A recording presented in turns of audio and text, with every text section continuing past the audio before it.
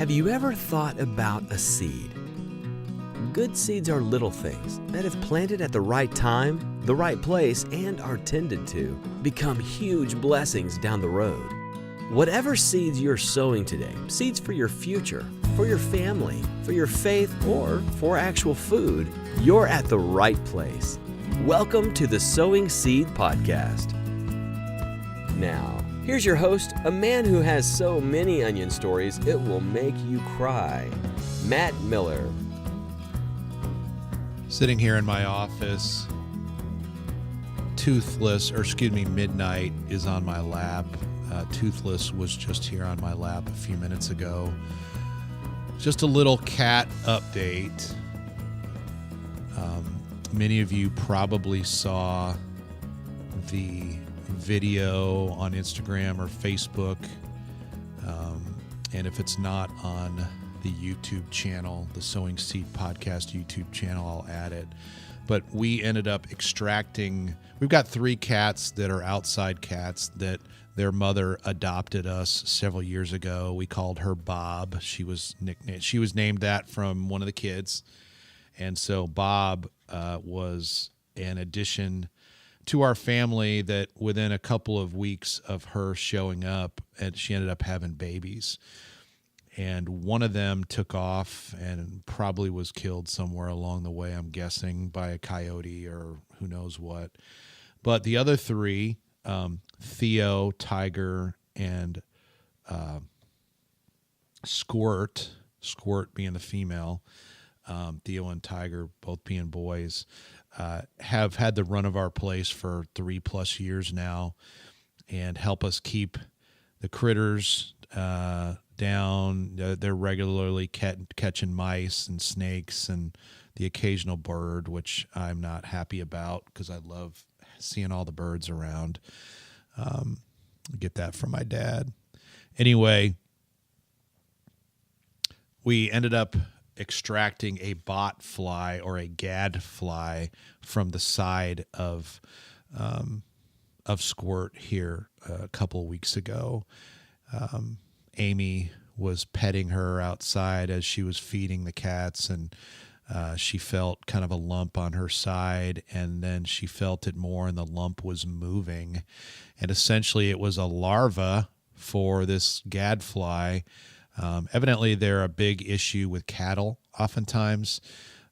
I'd never heard of them before, but Amy did some research, figured it out. We had her sister Kathy come over, and we brought the cat inside and got the gadfly extracted. Pretty gross, but to be honest, it was super, super easy. I mean, literally all Kathy and Amy had to do with some tweezers is push around the opening where the fly was and it, or where the larva was, and it popped right out.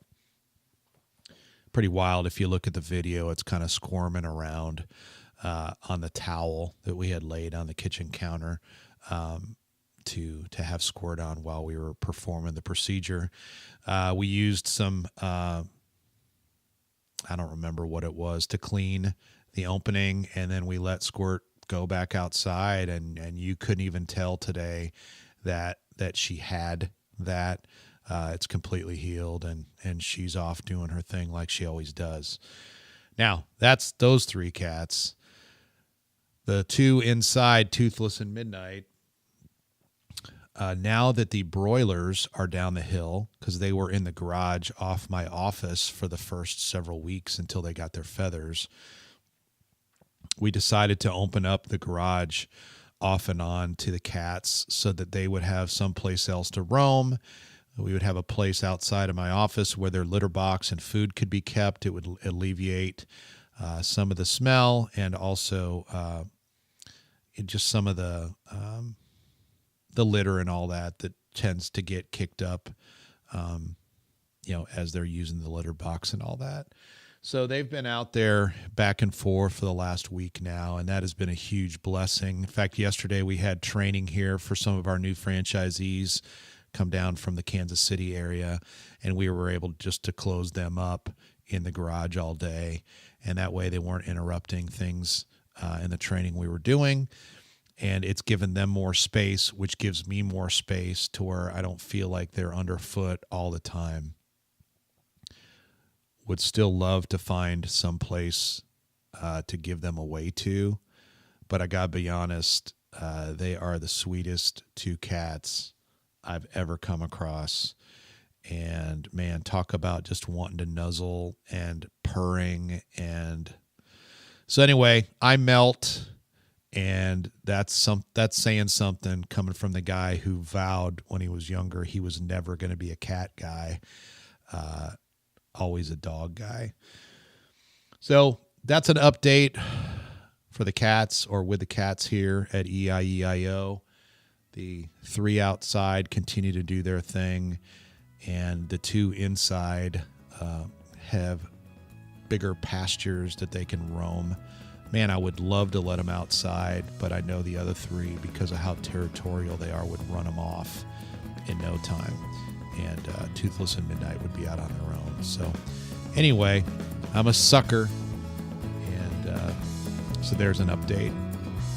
God bless you. Thank you for listening to the Sowing Seed Podcast. If you enjoyed today's episode, please leave us a 5-star review in iTunes or your podcast player of choice. So until next time, go plant the seed you need to succeed.